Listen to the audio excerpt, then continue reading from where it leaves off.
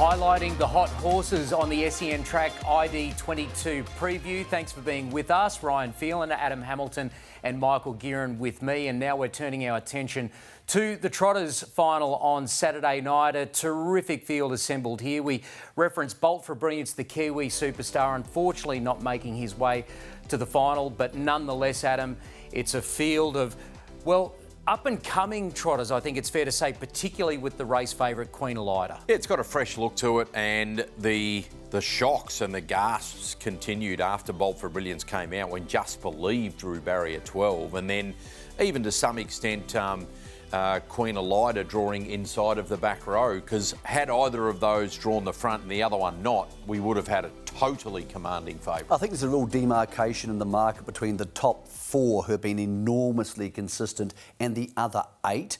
I'll be surprised if the winner doesn't come out of that top four, but this has been a series of surprises. And the Trotters finals in Inter-Dominion history have certainly a rich history that's been littered with champion drivers and trainers, and Chris Alford is certainly one of those. He's looking to win his very first Trotters final, considering he's won 2 paces.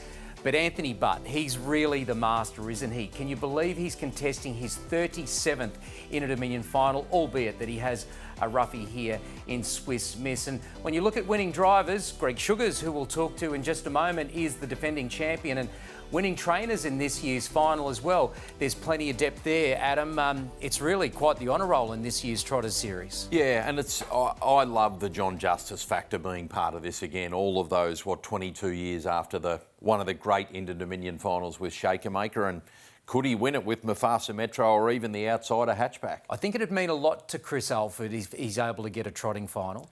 Well, it balances out his career as he gets to like 7,800 career wins. But the Inter-Dominions have made trotting in Australasia. They don't have a Hunter Cup or a Miracle Mile or a New Zealand Cup to hang their hat on.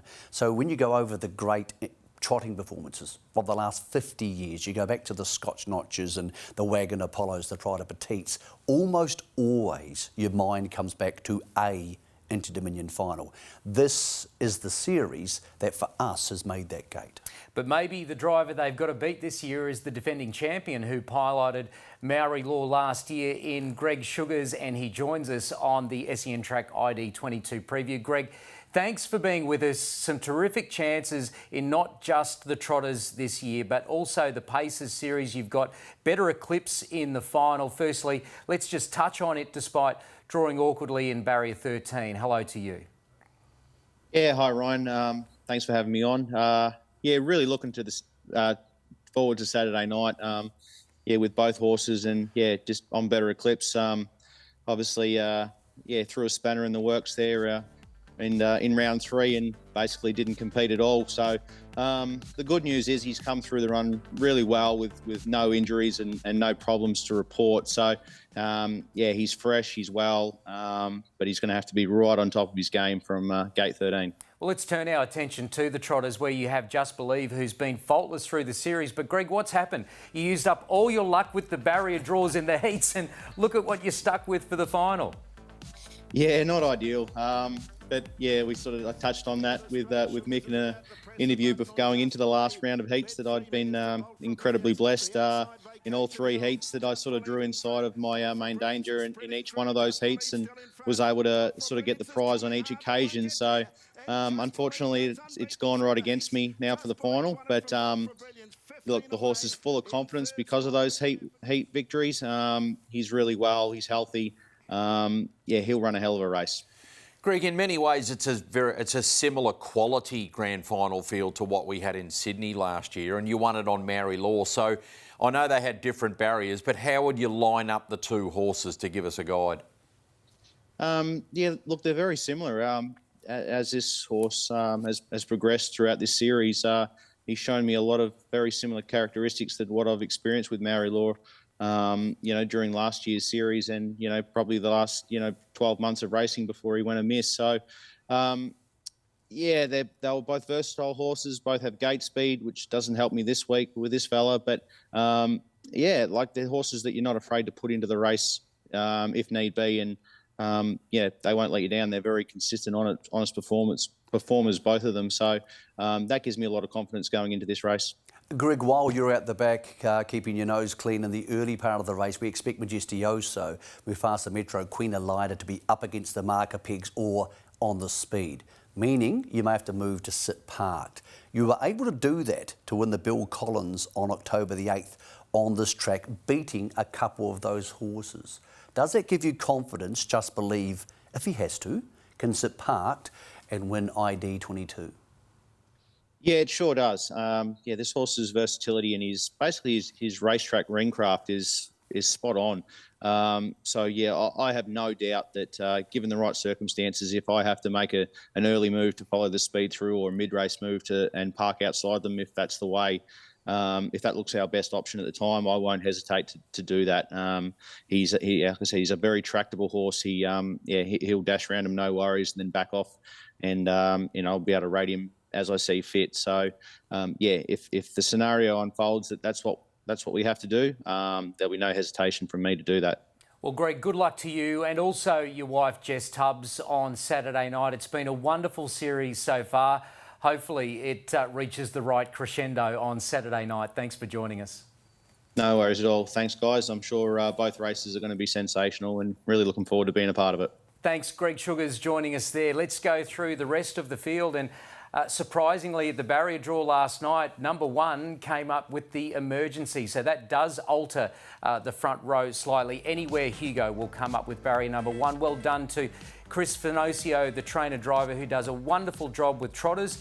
And I'm sure if he does get a start anywhere Hugo, might be a rough place chance considering the draw. But of course, Mick, it does alter the front. It means Mufasa Metro will most likely draw barrier 1. I put that to John Justice, his trainer-driver last night. I said, that's good. Last time you were in front away from the Inter-Dominions, you were good enough to win at Maryborough on Redwood Day, in front beating Just Believe.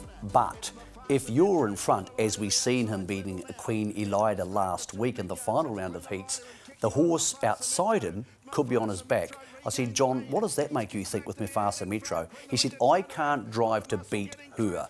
If I can lead, I have to try and stay there and lead. And if she's good enough to come from behind me, which she wasn't on this occasion, then so be it. So expect John Justice to be trying to lead on Mufasa Metro.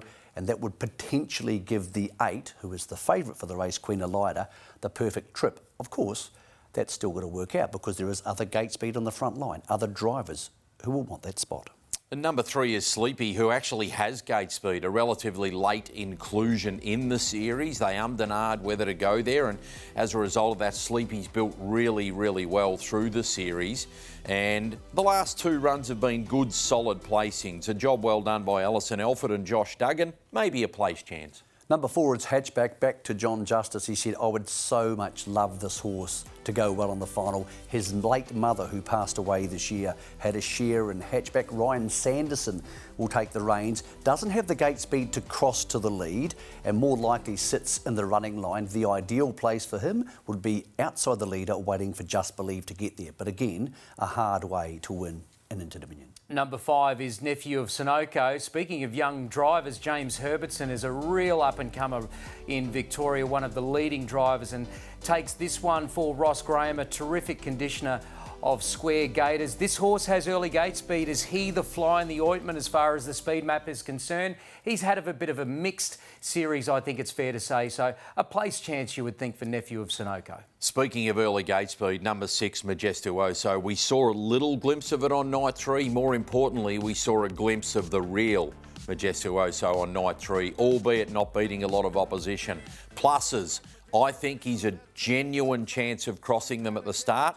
And Andy Gath, for the first time, his trainer in this series, has started to say, I think we're going to have the best version back. The Group 1 winning version of Majestuoso from early this year. I think he's right in this race. Drawn outside him is always ready, the outside of the front line. Excellent, in fact, almost as good as Bolt for Brilliance in the heat at Shepparton. I think he looked a bit tired on the last night at Geelong. I think they have to go back at the start. Even though he has the speed, there's too much inside him. Guys, he may be looking for tempo in the race, and Adam Hamilton, I'm not sure that tempo is going to be there.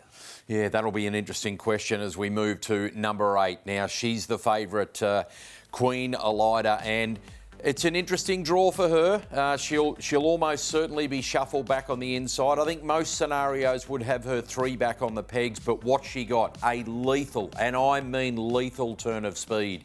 All she's got to do is see daylight at the right time, and they're really going to struggle to hold her out. She is flying at the right time. Number 9 is 0 Fortuna, won on the first night. The form went downhill later, got herself into a real tiz at Geelong. 2 on the second line, takes away her major weapon, her gate speed. Majestic Harry is number 10, one of the stories of ID22, the only Queenslander in the field, Stephanie Graham, the trainer, and Brittany Graham, who may be familiar to many of you as a very well-known and accomplished media performer. She'll swap the microphone for the reins. Well done to Majestic Harry getting into the race. Might need a little bit of luck, but he's hoping for Brittany can run a place. And number 11 is Parisian Artiste. Probably hasn't quite come on this season as we might have hoped. Solid through the heats, needed a better draw, just a place chance for mine. And Swiss Miss rounds out the field. Number 13, of course, we have referenced number 12, Just Believe, early with Greg Sugars. Swiss Miss is an ODM runner. Maybe the best thing she has going for in this race is driver Anthony Butt. Will need a little bit of luck off the back row. But look, it's an intriguing race because the speed map that we've touched on a number of times is going to be crucial to this one, Michael. One of the crucial components of that is A, does Mufasa Metro hand up, or does he stay in front? Queen Elida, or Elida, I should say, sitting in the trail, probably wins this race. If he gets crossed, or if he chooses to hand that away, then all of a sudden Majestuoso's in front and Just Believes in front of Queen Elida. She's having to run past a lot better horses. That starting 200 metres may be the difference between who can and can't win this Inter Dominion a lap from home. Well, most importantly, we've got the tips. They're ready to fire them off. That's on the other side of the break here on the SEN Track ID22 preview. Stay with us.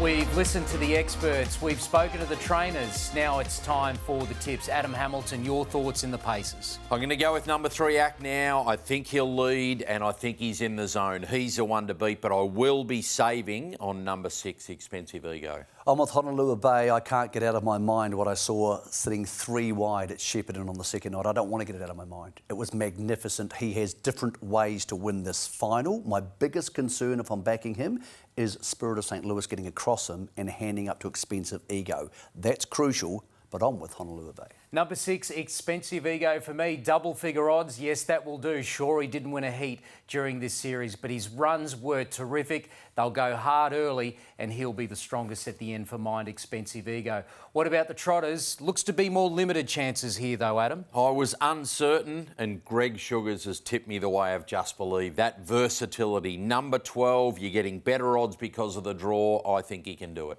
I think Chris Alford breaks his duck in the trotting final. Queen Elida will either sit behind the leader, Mufasa Metro, from which he should win, or even 3 deep on the marker pegs. I'm not concerned. Quite a big tail to this field. I think some of them will drop off and the gaps will open over the longer distance. I'm struggling to find a way to get her beat. I think one of the top 4 will win and I think it will be her. And I think she'll get out in the market as well. She's my tip, Queen Elida.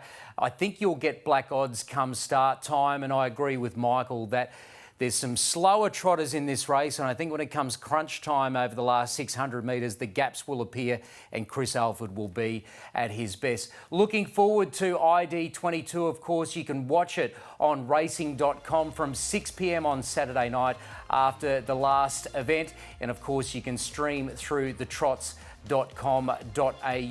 Michael Guerin, Adam Hamilton, it's been a pleasure being with you. Hopefully you can be with us for ID22 on Saturday night. Good luck, and we'll see you then.